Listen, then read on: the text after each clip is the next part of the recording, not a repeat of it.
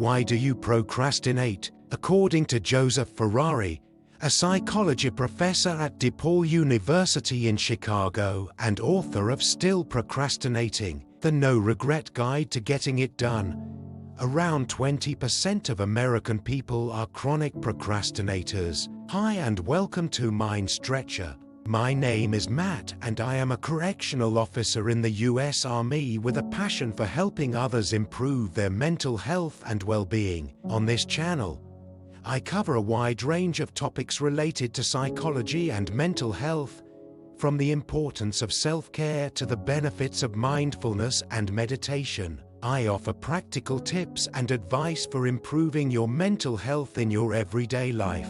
Join me as we learn more about why we procrastinate, the different types, the negative impacts, and how to stop them. No matter how organized and dedicated you are, chances are you have found yourself wasting hours on petty hobbies, watching TV, updating your Facebook status, shopping online when you could have been focusing on a job or school-related responsibilities. Procrastination may have a significant influence on your career, grades, and life. Whether you're putting off finishing a work project, avoiding homework assignments, or disregarding family tasks, procrastination is not always a symptom of a significant problem. It's a typical propensity that most individuals succumb to at some point. Causes: remember when you believed you had a week to complete an assignment that was really due the next day? What about the time you opted not to clean your flat because you didn't feel like it right now? We frequently expect that projects will take less time than they really do,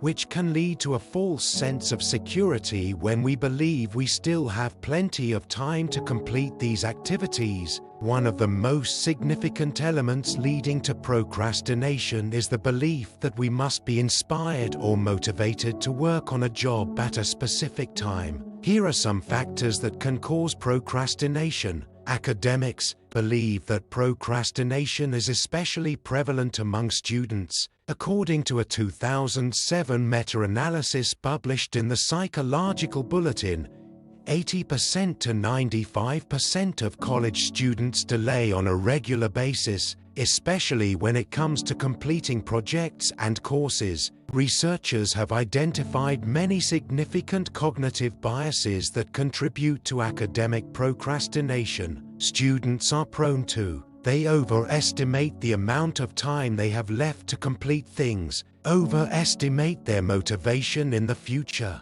underestimate the length of time it will take to finish specific activities, assume incorrectly that they must be in the appropriate state of mind to work on a project. Bias in the present. The present bias is a human behavior phenomenon that can lead to procrastination. Because of the present bias, we are driven more by instant pleasure or rewards than by long-term rewards. This is why procrastination feels nice at the moment. The immediate reward of remaining in bed and watching TV, for example, is more enticing than the long-term benefit of posting a blog article, which would take considerably longer to complete. Depression. Depression can also cause procrastination. Feelings of discouragement, helplessness, and a lack of energy can make even the simplest work difficult to begin and complete. Self-doubt can accompany depression. When you don't know how to approach a project or are unsure of your talents,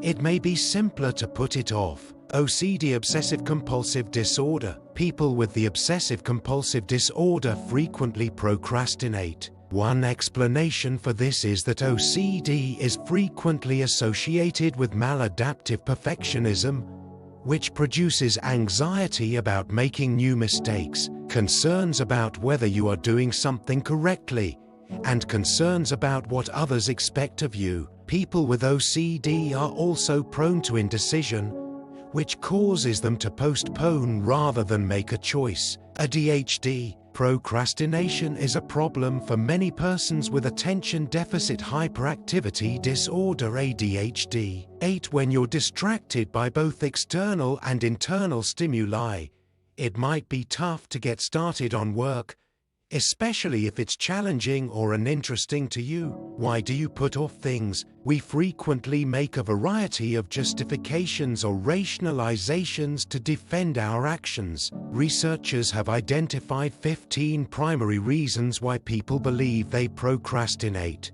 uncertainty about what has to be done, unsure how to accomplish things, unwillingness to accomplish anything, not concerned with whether or not something is completed, I'm not in the mood to do it, waiting till the last minute is a bad habit, believing that you perform better under duress, you believe you can finish it at the last minute, lack of motivation to get started, forgetting, putting the blame on illness or bad health, waiting for the appropriate moment, needing time to consider the task, delaying one duty in order to complete another. Different types of procrastination. According to some academics, there are two categories of procrastinators: passive and active procrastinators. Passive procrastinators postpone the task because they have difficulty forming and acting on decisions. Active procrastinators purposely postpone the assignment because working under pressure helps them to feel challenged and motivated.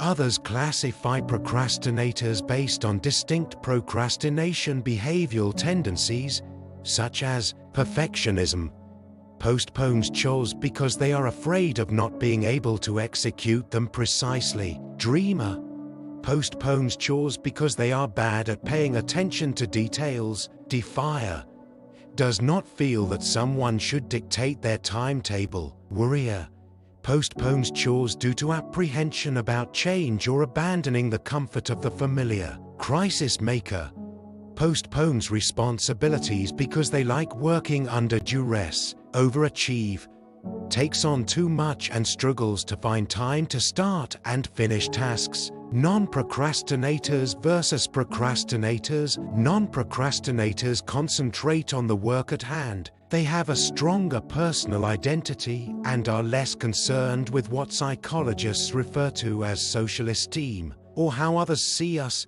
as opposed to self-esteem, or how we perceive ourselves. Dr. Ferrari described this in an interview with the American Psychological Association, APA. People who do not procrastinate have a high level of conscientiousness, one of the broad dispositions defined by the Big Five theory of personality. According to psychologist Piers Steele, people who are conscientious tend to be conscientious in other areas as well, such as self-discipline, tenacity, and personal responsibility. The negative impact of procrastination. Only when procrastination becomes chronic and has a negative influence on a person's everyday life does it become a major problem. It's not simply a problem of bad time management skills in such cases. It's a key component of their lives. Perhaps they pay their bills late, wait until the night before a deadline to begin work on large tasks, put off present buying until the day before a birthday, and even submit their income tax returns late. Unfortunately, procrastination may have major consequences in a variety of aspects of life, including a person's mental health and social, professional, and financial well-being. Stress and sickness levels are higher. Increased stress on social relationships, resentment from friends, family, co-workers, and peers. The consequences of past due debts and income tax returns. How to get rid of procrastination. You may be thinking, how can I stop procrastinating? Fortunately, there are a variety of things you can do to combat procrastination and begin getting things done on schedule. Consider the following exercises in procrastination. Make a to-do list and assign a due date to each item to help you stay on track. Take little steps. Break down the items on your list into tiny, doable stages to make your duties less daunting. Recognize the red flags. Pay attention to any procrastinating ideas and try your best to fight them. If you find yourself thinking about procrastinating, force yourself to focus on your activity for a few minutes. Remove all distractions.